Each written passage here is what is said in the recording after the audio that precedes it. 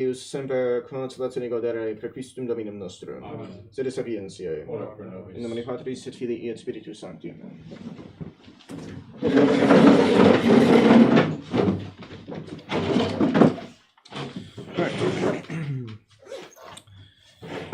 We're talking about the problems in the Holy Land.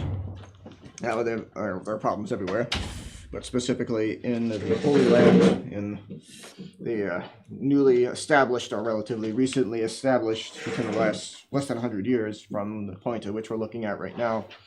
The Crusader states are already having trouble. The disasters of the Latin kingdoms in the east, the conquering and ever-growing power of Saladin, known in Europe through the sad accounts of returning pilgrims, had struck a pang into the heart of the heroic pontiff.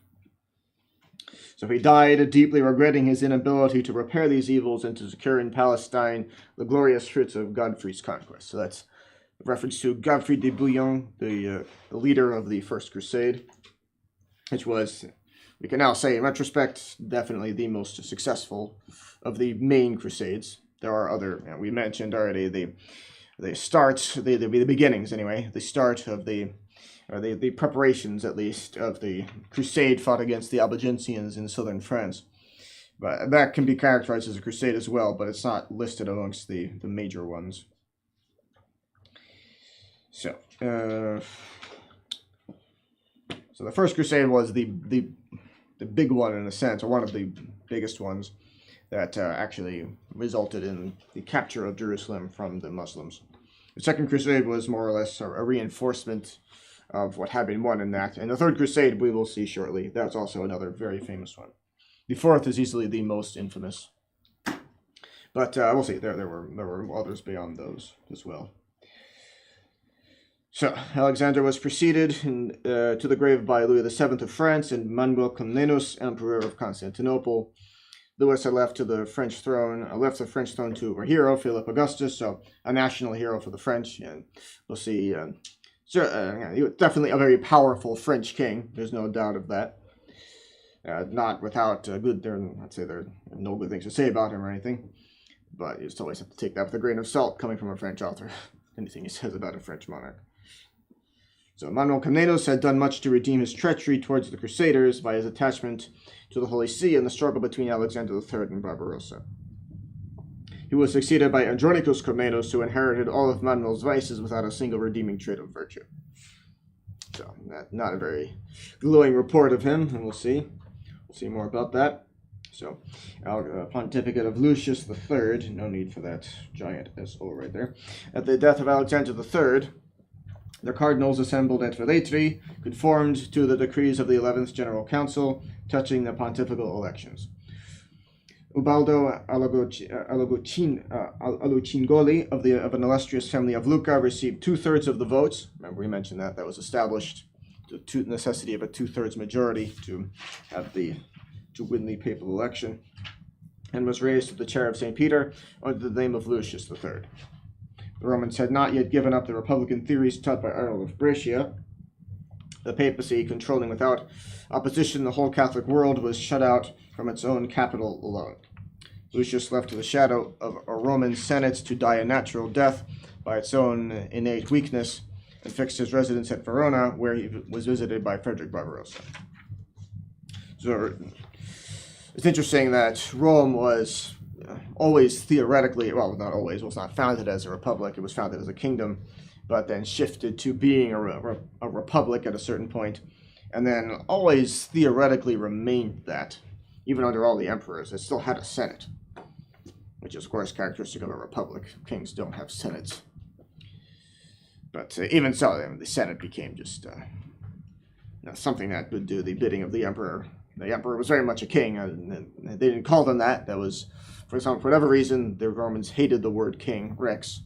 They would never give anybody that title after a certain point. But they definitely give the power of kings to the emperors. They were 100% kings, and there's no question of that. But they still retained the Senate.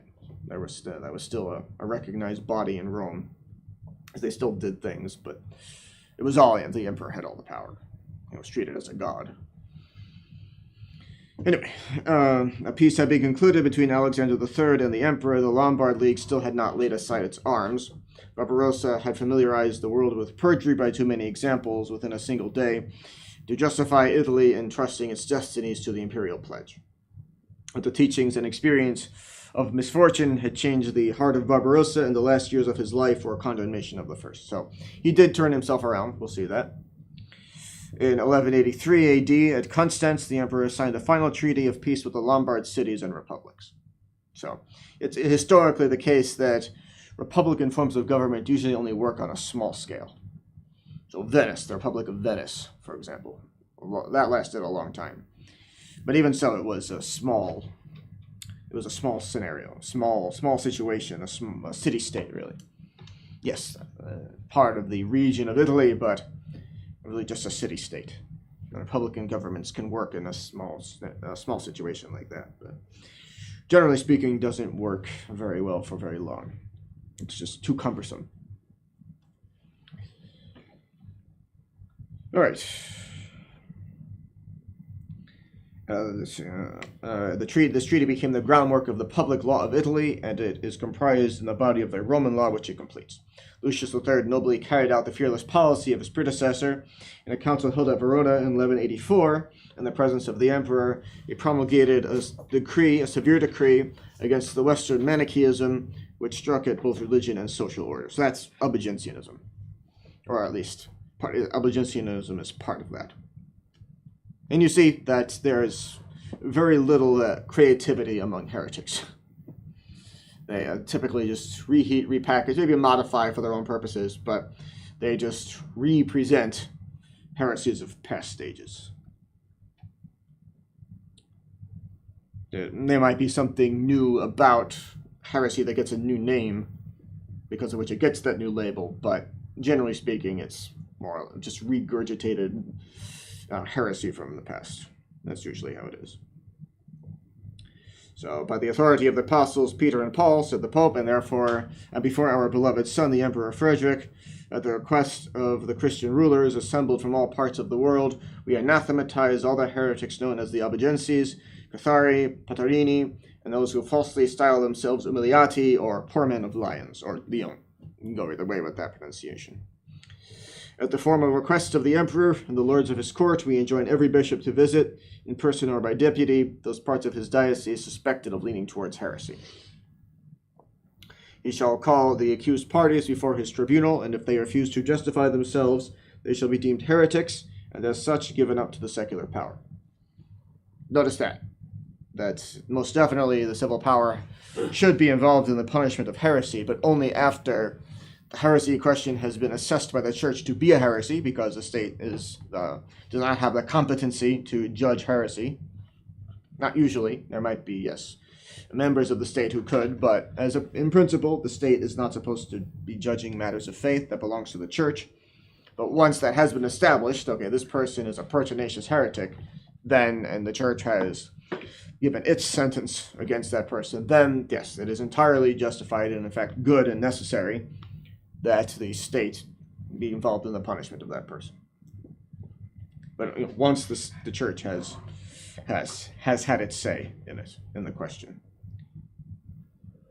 So in this concurrence of the church and the secular rulers, we find the permanent establishment of what is known as the Inquisition against heretics, which had already been, at least temporarily, ordered in Rome in the 5th century by St. Leo the Great against the same Manichaeans.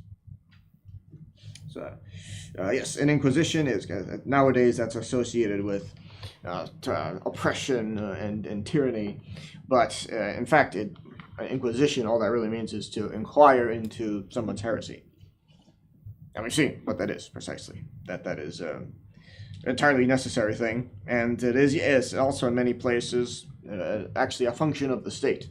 Definitely, the Spanish Inquisition was a function of the state. That's easily the most maligned one. That was a civil court. Yeah, definitely the church was involved, and the ecclesiastics were involved in it, that actually did the judging of the heresy, but that was entirely an initiative of the Spanish crown, the Spanish Inquisition. So people, of course, always use that to attack the church. People find any pretext whatsoever to attack the church. But it was, if you want to attack anybody, if there was any problem with it, and there might be in individual cases problems, then that's to be laid at the feet of the government. not the church. So, both the principle and the action of the Inquisition have been deeply calumniated by writers hostile to the church.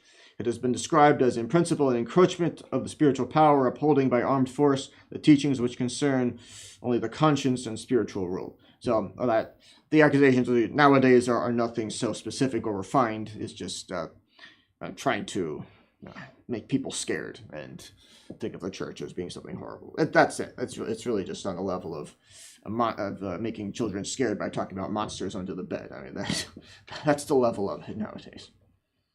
Nobody knows history anymore. You say Inquisition, people just think, oh, that was bad, and they don't know a thing about it. All they know is that they've just been trained, conditioned to react with horror when they hear Inquisition, without knowing one solitary fact about it. So it has its action has been taxed with a refinement of cruelty truly barbarous and an altogether unheard of in the treatment of other crimes. So the hour of justice has at length arrived, and these odious charges have vanished before the deeper and more impartial study of something problem here. I have to check something's wrong with that sentence. Probably some typo there. But in any case, the point being, if you actually just look at the facts, this author likes to wax poetic like this sometimes. The fact of the matter is, if you just look at the facts, it's entirely clear that it was justified in itself. In any case, nowadays, leftists championing as they do abortion and things like it have absolutely no leg to stand on to criticize any cruelty, any barbarism from the past. I mean, that far surpasses anything being done in the past. How many tens of millions of innocent children have been slaughtered in the name of abortion in recent decades? That completely wipes away any semblance of credibility on the part of anybody, any leftist certainly, nowadays expressing any horror of anything done in the past, objectively speaking. Wipes it away utterly. So I have to understand that these people are really not interested in either the truth or justice. They're just interested in pushing their own agenda. That's it. They will use any means whatsoever to pursue it. That's just a fact. That's what we're looking at these days. So there's nothing to do. And when you understand those accusations have nothing to do with either truth or justice, then you understand the true spirit behind them. Anybody who's actually reasonable and objective will recognize that there's no true issue in principle with the Inquisition. That's to say, the principle of the Inquisition, of any Inquisition, that is actually established to seek out and to bring to heel true error. So a weak indulgence at such a moment would have proved the Church false to its mission and unworthy of the people's confidence. So that's perhaps overstating things a bit. It is possible that there be some degree of negligence without the Church abandoning its mission. But the point is that this is just a normal function of the Church to seek out error and heresy, which leads souls to hell. So it's far from being just something done to be mean or to be cruel just for the sake of it.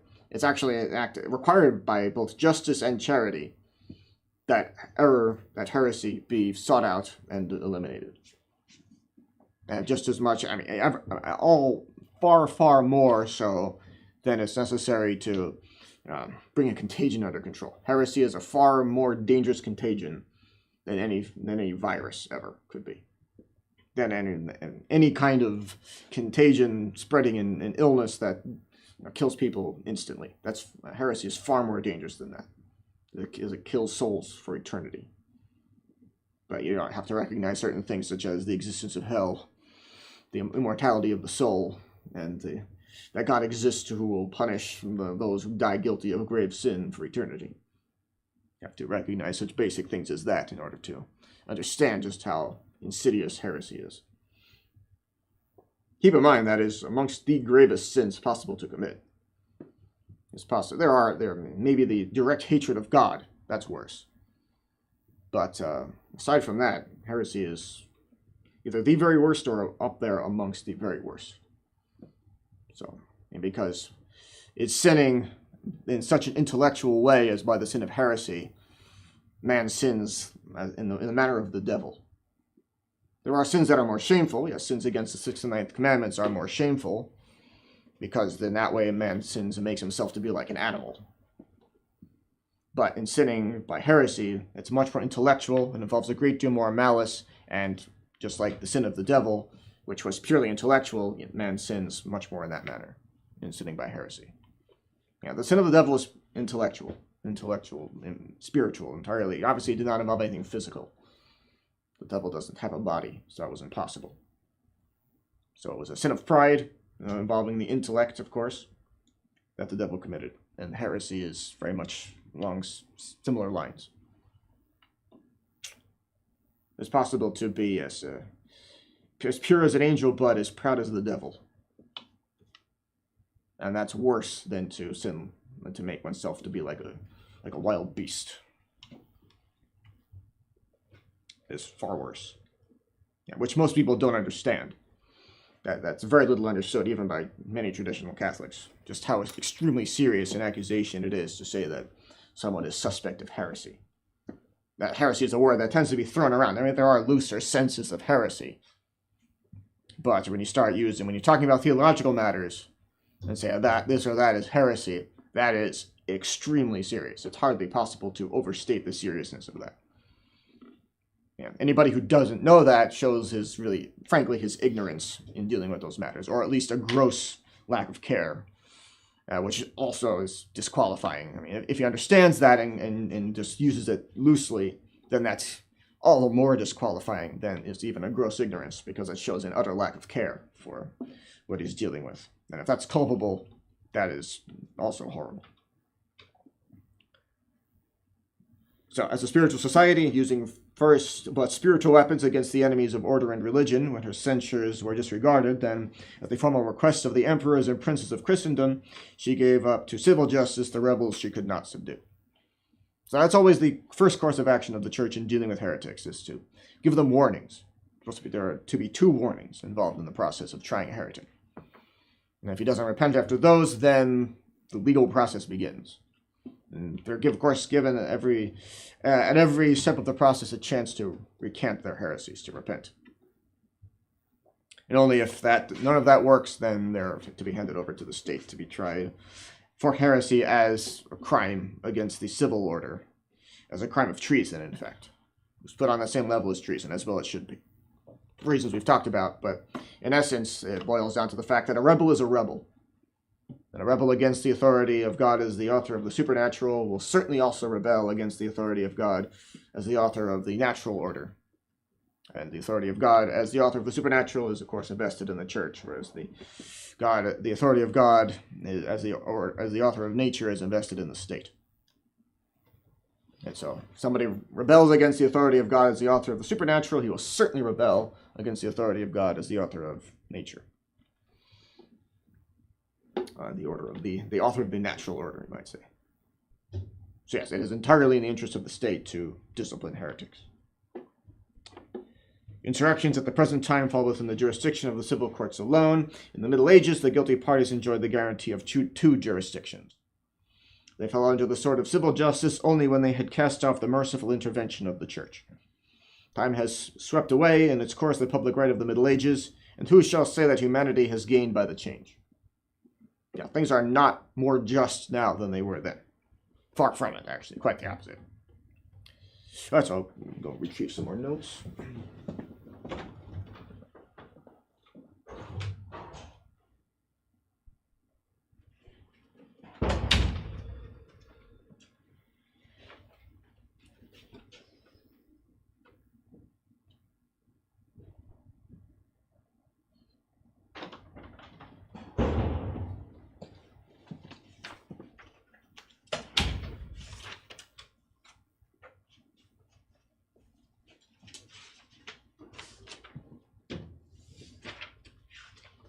You missing anybody today?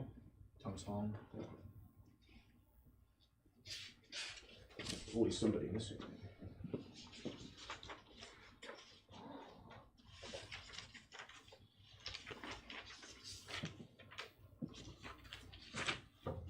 that case, let me put a copy.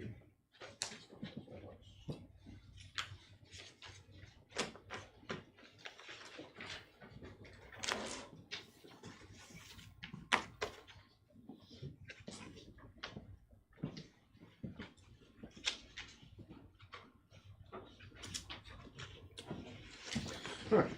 So, continuing on. The sentences decreed by the Inquisition were indeed uttered by a civil tribunal, as we said. In form, they were such as accorded with the criminal law of the age. Personally, we may be moved to pity by the fate of the unfortunate wretches who suffered at a period when civil discord gave birth to scenes of horror unknown even to the ages of barbarism. So, as we said, there might be individual cases of something that might come across to us as barbarous or cruel, but not today's world has no right to have any horror of any such thing, for reasons we've said. And we can make abortion illegal throughout the world, and then we can start talking about that. Until then, they can just shut up, in fact. Because that's what they should be doing, looking at themselves. But, yeah, once again, they have no interest in truth or justice, the people who make these accusations knowing what they're doing, so it's really useless to argue with them in that sense. But in flexible history, the accomplice of no party rejecting all a priori systems bears unquestionable witness that the punishments of the Inquisition were those inflicted by every tribunal for other crimes. So, rejecting a priori systems, in other words, setting aside the prejudices of those who go in from the beginning, from even beforehand, before they even enter into the study of the question, a priori, from the time beforehand, enter into it with a predetermined conclusion in mind and work backwards to reach that conclusion. Force everything in whatever direction it is they've decided it will go. And that is an extremely common thing for people to do. Extremely common. And it seems obvious, oh yes, we should always go into things being objective, but many, many times, people go into things with predetermined conclusions in mind. And are clearly working backwards from that conclusion, looking at the facts and trying to either explain things away, or just disregarding things, or twisting things, perhaps, as the case might be, to reach the conclusion that they want to reach. Extremely common. But if you are actually objective, you see that whatever you want to think of the punishments of the time, they were definitely exactly that. Just the customs of that particular time that were not considered to be excessively cruel then, whatever we might think now. Again, today, clearly, at the time, to turn it around, definitely everyone would have acknowledged such a thing as abortion to be a horrible outrage. So, sense of decency, in other words, was much better back then. So, they had better judgment than is largely the case today. So, Umiliati, or the Poor Men of Lyons, mentioned by Lucius III, were a new sect known also as the Waldenses, who owed their origin to Peter Waldo, a merchant of Lyons. Following his own understanding of the words of Scripture, Beati Pauperes, so blessed are the poor, but we see didn't pay attention to the next word, Beati Pauperes Spiritu, blessed are the poor in spirit. But following his own understanding of these words, he sold his property, preached the poverty of the apostles, in the sense that he understood it anyway, and maintained that the church had fallen away from its divine institution by receiving a princedom and temporal estates. So this is, you just see today's lay people making mistakes similar to this. Oh, blessed are the poor. That means you have to be completely poor, can't own anything at all. And the church, he says, has fallen away from its initial perfection, or whatever he put it, by receiving property. He didn't pay attention to the next word, Beati Pauperes Spiritu. Blessed are the poor in spirit. Keep in mind, it's possible for those who are very poor in a material sense to still be guilty of avarice, to still be excessively attached to whatever little they do have, or to be envious of those who have more than they do.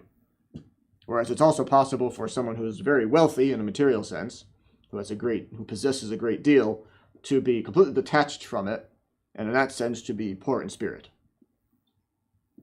So it does not. Beati Pauperes. Actually, Saint Robert Bellarmine gives a whole sermon on. He gave a whole series of sermons on the Beatitudes, the 8 Beatitudes, and on that particular point, he says, those who have materially less do have definite advantages over those who have more, because people who do have more are much more easily attached to that. They have many more means of committing sin, but it's not guaranteed by any means that those who have less are more fortunate. Because there are definitely many people in the history of the world who are very poor who lived horrible lives, including not deserving of being canonized just for the reason of having been poor. So many things to understand correctly, but yeah, this is just so typical. Somebody looking at something, oh, blessed are the poor, failing to make any further distinctions without even understanding. I'm thinking, am I even understanding that right on even the most basic level? And then, yes, taking it and just running with it, running with a misconception. Extremely common. Human nature clearly has not changed one bit since this point, since the 12th century. Take any period in the history of the world you want to look at. It hasn't changed, obviously. But just looking at this particular example, clearly human nature has not changed one tiny bit since then. So Monsignor Charvaz, Archbishop of Genoa, in his learned work entitled Historical Inquiries into the True Origin of the Waldenses and into the Nature of their Primitive Doctrine, thus resumes their errors. So, resumes meaning makes a resume or a summary of their errors in this way. At first, they rejected the episcopal authority and assumed the right of preaching. They taught that any layman could hear the confessions of the faithful and consecrate the Eucharist. They maintained that the Church of Rome was not the true church, they themselves being the only true disciples of Jesus Christ. So a lot of this might sound very familiar. They denied the existence of purgatory and the efficacy of prayers for the dead. I mean, there are a few things more characteristically Protestant than that. They asserted that the priestly power was not granted exclusively to men, but that women likewise might lawfully receive it. That sounds Novus Ordo. In fact, actually, recently in Michigan, there was in a restaurant, a Novus Ordo nun was talking to Father Saavedra in Spanish, and she said that she actually knew that they have done women's ordinations, but that they did it on some ship or a boat somewhere in international waters, so it's not connected to any diocese. Keeping it under the radar somehow, I guess, by doing that. But according to this Novus Ordo nun, that they've done it, and that Leo is in favor of it. So clearly, they're not shutting down all talk of it. So, I guess that's a developing story, but we'll see where that goes. So, any sacrament administered by a priest in the state of mortal sin is null and without effect. That itself is a regurgitated error from earlier centuries. The idea that the validity of the sacrament depends upon the sanctity of the minister, which it does not. There have been different errors on that point. Some held that depended on the faith of the minister. So if the minister has the virtue of faith, then the sacrament can be valid. But that's also false. Others held the idea that the minister has to be in the state of grace in order for the sacrament to be valid, and that also is false. So this right here, you see that the examples of this. Heretics just repeat, they copy and paste, so to speak, things that other heretics have said. They also held that every crusader is guilty of homicide, as a crime of murder. All clergymen holding ecclesiastical benefices, filiis sunt daemonis, so accusing them of being sons of the devil. They held that all rites, ceremonies, and chants of the church, the worship of the saints, or the veneration of their relics and images are acts of idolatry, and that's false. Again, you can see the roots of Protestantism here, and as well, this is a translation, so I have to be a little bit careful with it, but you say, accusing the church of worshiping the saints. In a sense, that's true. You could understand that correctly by using the term worship in a more general way to include all of the degrees of veneration. The latria, due to God alone, the hyperdulia, due to Our Lady, and the dulia, given to the saints. That could all legitimately be included under the umbrella term of worship. But in English, it's not. Worship, in English, the obvious sense of that is the latria due to God alone. Everything else referred to by veneration.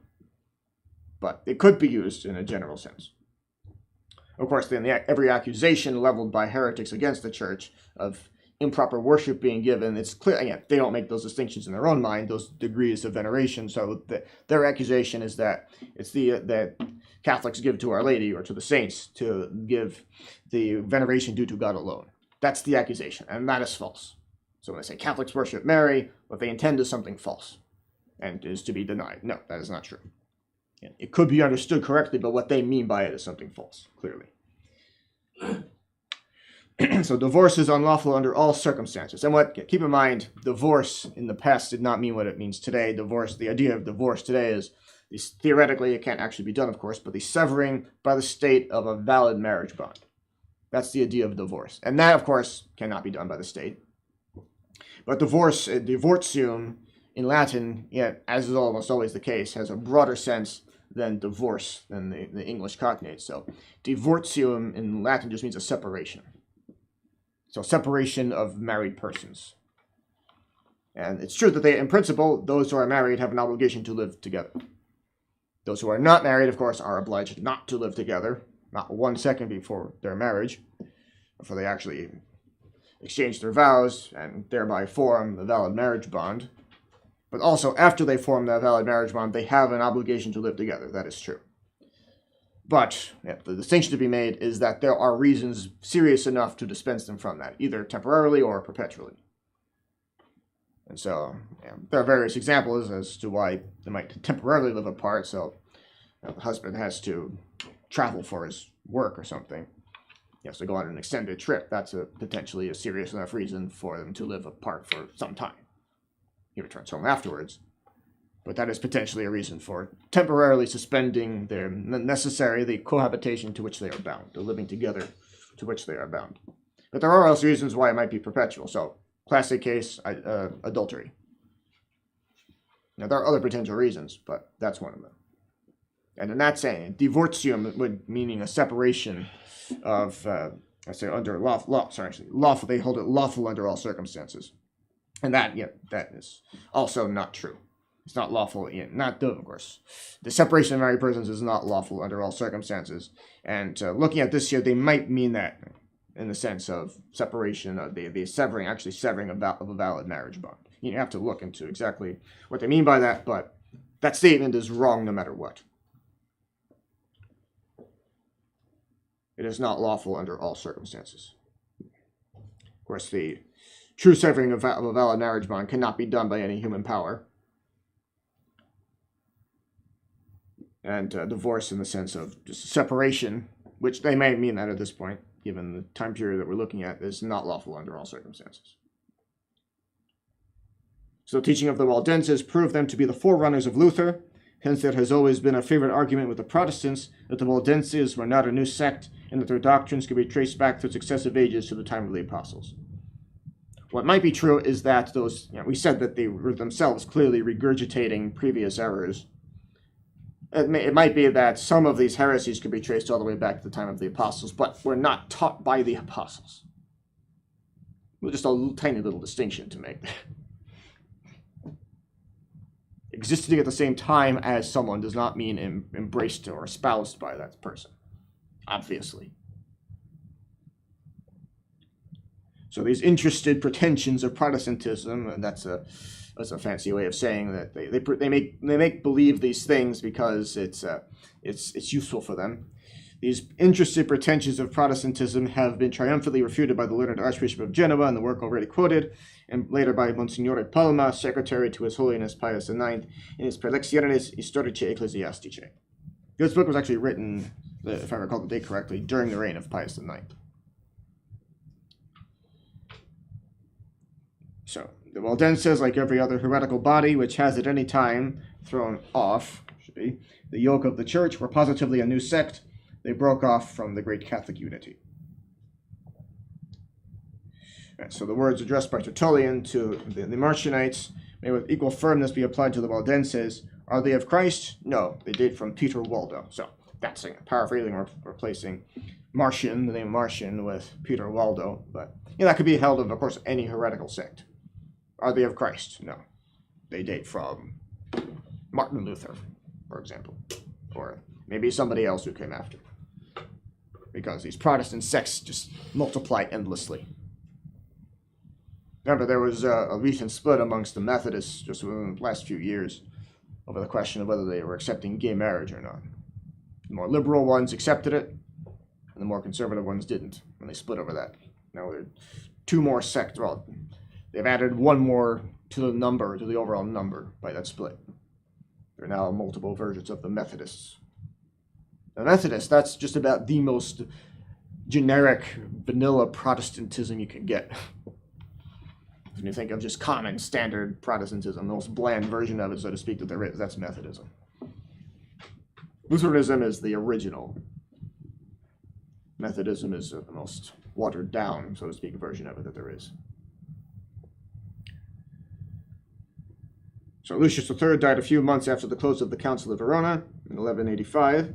He too had given more than a thought, so in other words, he considered it very deeply.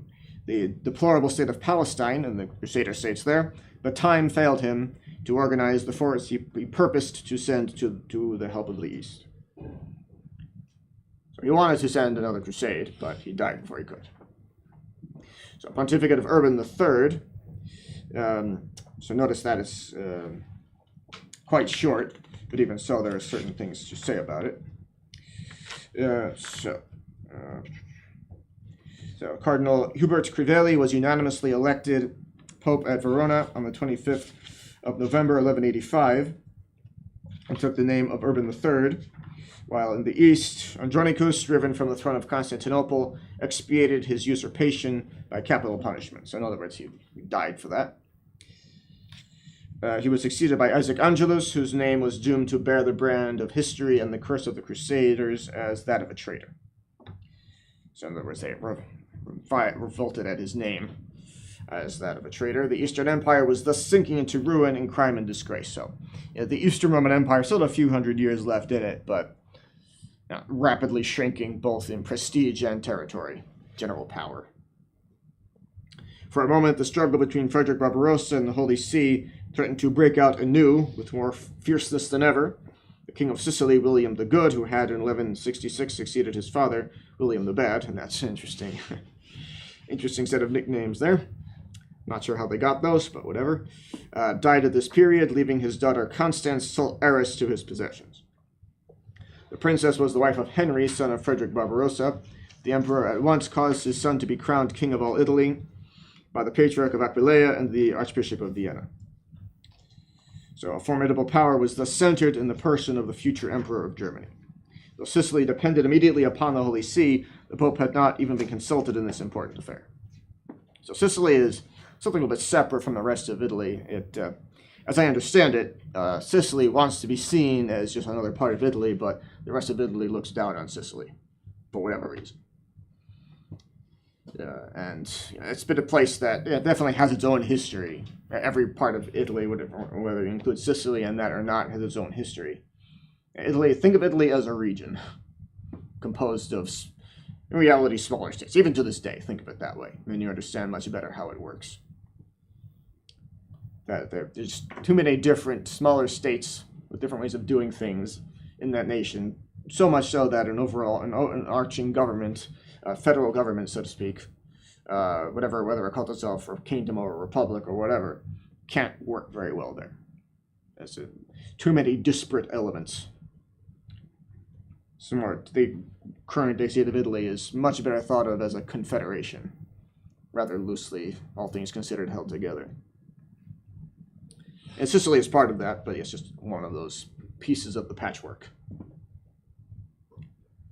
So Sicily is a little bit different in that way. So after repeated and fruitless complaints to Frederick, Urban excommunicated the two prelates who had ventured without his knowledge or consent to crown the young prince. Everything foreshadowed an inevitable strife when a report from the east fell upon Europe like a thunderclap and filled all minds with thoughts of another nature. So this is typical. An external enemy is having an external enemy is oftentimes a unifying force, whether either within a nation or in a whole region, maybe including multiple nations. But an external enemy an external threat that's great enough will get people to lay aside their differences, which perhaps they should have already managed to fix up previously, but if nothing else, it will get them to patch things up quickly and to face that external enemy. So, everything foreshadowed an inevitable public storm. So that Saladin, the renowned sultan, something's missing there, was the one who was causing all this trouble. So something, I have to fill that in a bit. But in any case, he was the threat. He was the leader causing all of the threats. Guy of Lusignan had succeeded Baldwin V upon the throne of Jerusalem. Though it's not to be confused with Baldwin IV, who was the famous leper king. Baldwin V was the nephew of Baldwin IV. In fact, the son of, either the son or may have been the short-lived son even of Guy of Lusignan, perhaps. But in any case, definitely the nephew of Baldwin IV was the one who, yes, actually defeated Saladin even while suffering from leprosy, because of which he died quite young. But the last highly successful king of Jerusalem was Baldwin IV. Kept the kingdom alive for as long as he himself was alive. But as Baldwin V was, he was just a child anyway. His want of experience, joined to a soft and effeminate mode of life, hastened the downfall of a kingdom founded at the cost of so much blood. Guy of Lusignan was defeated in a pitched battle and made prisoner by Saladin. The remains of his army, the children of the warriors slain on the field, a multitude of Christian families were driven by the Muslims from their ruined homes and fled for shelter to Jerusalem. So 100,000 persons were crowded within the walls of the holy city. Such a multitude of old men, of women and children only increased the distress without swelling the number of defenders. So Jerusalem was invested by the troops of the Sultan, who swore to overthrow its towers and ramparts and to revenge, as they see it, upon the Christians the memory of the Muslim blood spilled by Godfrey de Bouillon. That's how they saw it. So the beleaguered Christians chose for their leader Vibelin in French, an old soldier whose fearless valor had stood the test of 20 battlefields. The resistance of the besieged was at first determined, and their courage seemed equal to the danger. So Arthur goes on to summarize things a bit, to wax eloquent in his summary of it. So Queen Sibylla is the wife of Guy of Lusignan, who, remember, was captured by Saladin, offered to capitulate. And the author says, thus did the weakness of a woman surrender to the enemies of the Christian name the noblest conquest of heroism and faith. Realistically, they didn't have much choice. So the treaty was signed on the 2nd of October, 1187 AD, after a siege of only a fortnight, so about 2 weeks. The Christians were allowed 40 days to evacuate the city. At the end of the fatal term, Saladin, seated upon a splendid throne, caused the wretched population to defile before him, so to line up. So you had them line up before him and go out, march out, as it were. The sad procession was headed by the patriarch with his clergy, bearing the sacred vessels and the ornaments of the Holy Sepulchre. They were followed by the Queen of Jerusalem, Queen Sibylla, accompanied by the chief barons and knights. Saladin respected her grief and spoke to her a few words of kindly sympathy, so he wasn't a complete barbarian, Saladin. He promised to mitigate the sufferings of so many desolate families. He gave back the husbands, fathers, and sons to their bereaved kindred, and allowed the hospitallers to remain in the city to attend to the pilgrims and the Christians wounded in the last war. Of the 100,000 persons who had been besieged in the holy city, only a relatively small number, 14,000 remained as prisoners. All the churches were changed into mosques. Such was the sad end of the kingdom founded by Godfrey de Bouillon after an existence of 88 years. The royalty of Jerusalem was thenceforth but an empty title. So there may have been some who still held the title of king or queen of Jerusalem, but without the ability to actually rule what had been the Crusader state. So Urban III died of grief on hearing of the capture of Jerusalem. Now the pontificate of Gregory VIII. So this is a very short one, less than 2 months, actually. It was a solemn moment. The Holy See remained vacant but a single day. So that's a record speed of conclave there. On the morrow of Urban's decease, Cardinal Albert of Beneventum received a unanimous vote and ascended the chair of St. Peter under the name of Gregory VIII. Immediately upon his exaltation, so not to be confused with exaltation with a U after the X is rejoicing. Exaltation with an A after the X is to be raised up. So after his exaltation, his being raised up to the Holy See, to the chair of St. Peter, he addressed an eloquent letter to all Christendom, appealing to every sentiment of honor and faith on behalf of wretched Jerusalem. Europe responded by a universal cry of grief. Whole populations called for the cross. The days of Peter the Hermit seemed to have come back to them. Gregory VIII did not witness the effect of his powerful appeal. He died after a reign of a little more than a month. So keep in mind, this is a time in which it was pretty common for people just to drop dead, to catch some serious illness, and there being little that could be done at the time to die from that shortly thereafter. Yeah, that can still happen, of course, but it was much more commonplace thing at this time that we're looking at. There's a pontificate of Clement III, Cardinal Paulinus, Bishop of Palestrina. So, yes, the famous composer was from that place. Giovanni Pierluigi de Palestrina is his actual name. Oftentimes called Palestrina because of the place he is from. He was a Renaissance composer, though. This is long before he was born. The Cardinal Paulinus, Bishop of Palestrina, was elected on the 19th of December, 1187, to succeed Gregory VIII, and was enthroned under the name of Clement III. The West had been aroused by the tidings of disaster from Palestine. The Republic of Pisa was the first in the field and equipped a fleet of 50 sails. Clement III was entrusted to Archbishop Ubaldus the standard of St. Peter, and the Crusaders landed at Tyre, where they seconded the Marquis Conrad of Montferrat in repelling the attacks of Saladin. So we're looking at here are the beginnings of the Third Crusade, one of the most famous ones. First, third, and fourth are easily the most famous ones. Of the numbered ones, anyway. So the kings of France and England, so Philip Augustus, mentioned him before, and Richard the Lionhearted of England, of Robin Hood fame, who had lately succeeded his father Henry II, took the cross and levied an extraordinary tax in their realms, the two of them did, to meet the expenses, should be one word, expenses of the Holy War. So they were not, also keep in mind, we'll see it in a minute, they weren't the only ones involved in this crusade, but also there was involved in it the Duke of Austria, because Austria already exists at this time, but as a duchy. Sometimes states do that. They go through a kind of development of status, so to speak. Start out as something less and become something greater. At this point, Austria has the status of a duchy. Probably an independent one, theoretically under the emperor, but probably more or less independent already, but a duchy. It actually led to friction. The Duke of Austria trying to set himself up as a kind of equal to the kings of France and England, to the Emperor of Germany, as Barbarossa got involved in this. That led to certain things that contributed to the breakup of the Third Crusade. Because when you hear about this, well, we'll say a little bit more about it, that this tax that they levied to fund the crusade was known as Saladin's tithe, as it consisted of a 10th part of the income of each private individual and was destined to maintain the war against Saladin.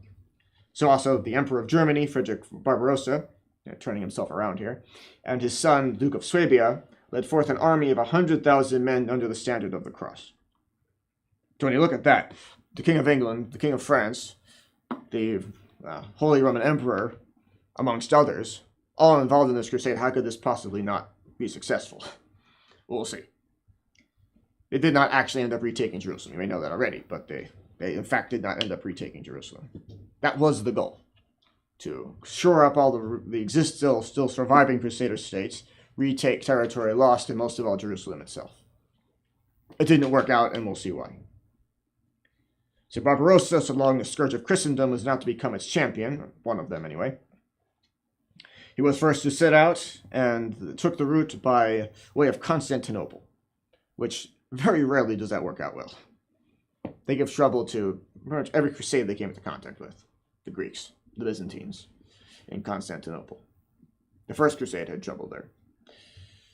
The Fourth Crusade obviously would run into terrible trouble there. Yeah, they would be roped into it, but the Fourth Crusade did, in a sense, meet its doom there.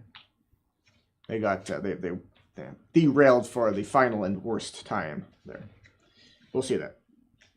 So Isaac Angelus had secretly concluded a treaty of offensive and defensive with Saladin. Double dealing. Talk about double dealing.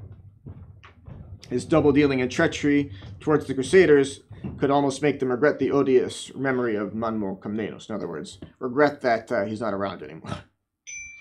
So, more on this next time.